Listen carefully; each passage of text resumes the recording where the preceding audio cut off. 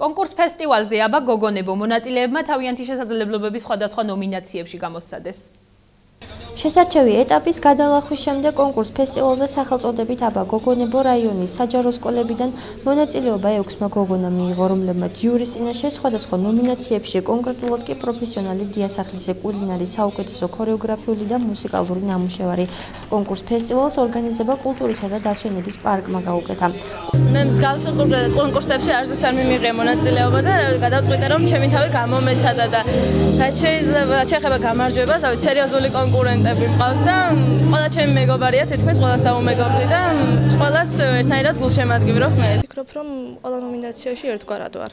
მაგრამ ეს მართლაც ჯიურზეა დამოკიდებული თუ როგორ მოეწონებათ და საკუთარ თავზეც თუ რამდენად კარგად წარმოაჩენს ჩემ თავს. ვფიქრობ რომ ოზურგეთში საინტერესო ტრადიცია მოყვიდრდება კულტურულ ღონისძიებებში.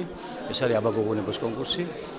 17 წელს დავიწყეთ. ოზურგეთში მე შეჩერდა რაღაც გარკვეული მიზეზების გამო და მე ვფიქრობ რომ ძალიან კარგი ტრადიცია იქნება, იმიტომ რომ ხშირად ხდება რომ ბიჭები ხდებიან სცენაზე კავლენები, სხვადასხვა ღონისძიებებით და გოგოები რაღაც ხდებიან ყოველთვის რაღაცა ასე ვთქვათ აფსაიდში. კულტურისა და დასვენების პარკი კონკურს ფესტივალ აბა გოგონების ტრადიციად დამკვიდრებას გეგმავს, რომელიც მეტი ნომინაციებით გამძლდება და მასში მონაწილეობის მიღება კვლავაც კონკურსის წესით იწარმოებს.